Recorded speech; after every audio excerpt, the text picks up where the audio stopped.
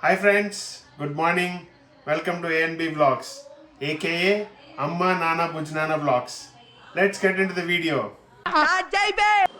ఈ గులాబ్ జామున్స్ ఎలా తయారు చేయాలో చూసేద్దామా? ముందుగా ఈ పౌడర్ని మనం జల్లించుకోవాలి. మన దగ్గర జల్లుడు ఉంటే ఓకే, లేకపోతే నేను ఈ స్ట్రెయినర్ యూజ్ చేస్తున్నాను.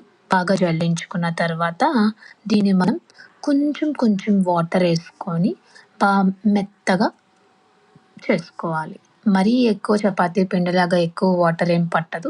చాలా లైట్‌గా వాటర్ పడుతుంది మీకు.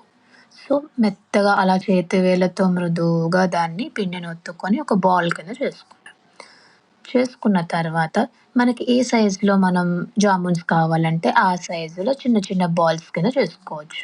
మీకు చిన్న జామున్స్ కావాలంటే ఇంకా చిన్న చిన్న రౌండ్ బాల్స్ కింద కూడా చేసుకోవచ్చు. ఓకే. ఇప్పుడు మనం షుగర్ సిరప్ తయారు చేసుకుందాం.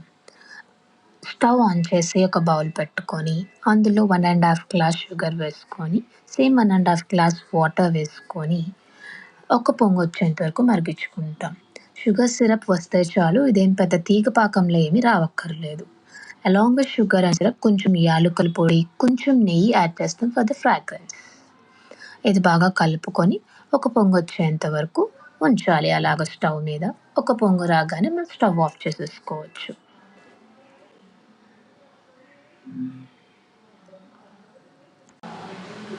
ఇప్పుడు మనం ఈ గులాబ్ జామున్స్ తయారు చేసుకుందాం.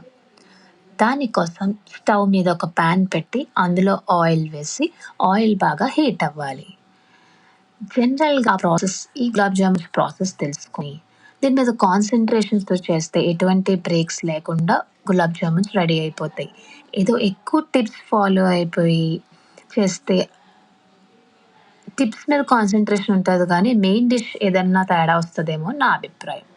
సో, కాన్సంట్రేషన్‌తో సింపుల్ ప్రాసెస్ తెలుసుకొని చేయండి. ఆ డిష్ కంపల్సరీగా పర్ఫెక్ట్‌గా వస్తది.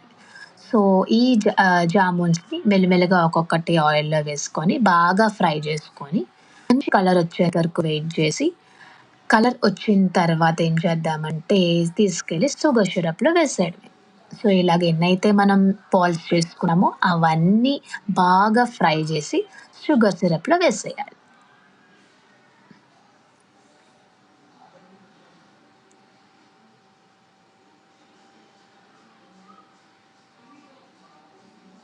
యమ్మీ జామున్స్ ఇలా ఫ్రై అయినవి తీసుకొని అలా షుగర్ సిరప్‌లో వేసేయడమే.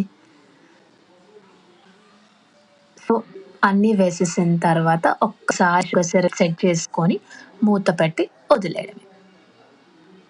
కొంతసేపట్లో జామున్స్ మంచిగా ఉబ్బుతాయి. We can enjoy our dish. A few moments later.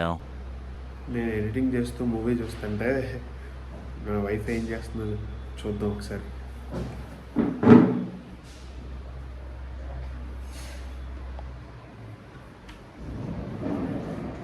ఇన్ని రోజులకి సుధా లిస్టులో లేని ఐటెం కొని దాన్ని వాడింది. నాకైతే చాలా ఆనందంగా ఉంది.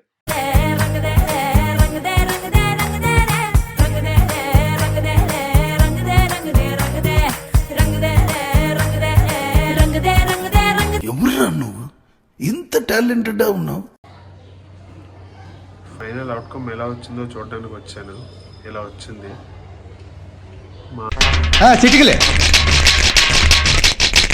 ఆవిడ తన ఆర్టిస్ట్ అని తన ఫీలింగ్ ఫ్రెండ్స్. మీరేమంటారో కమెంట్ చేయండి.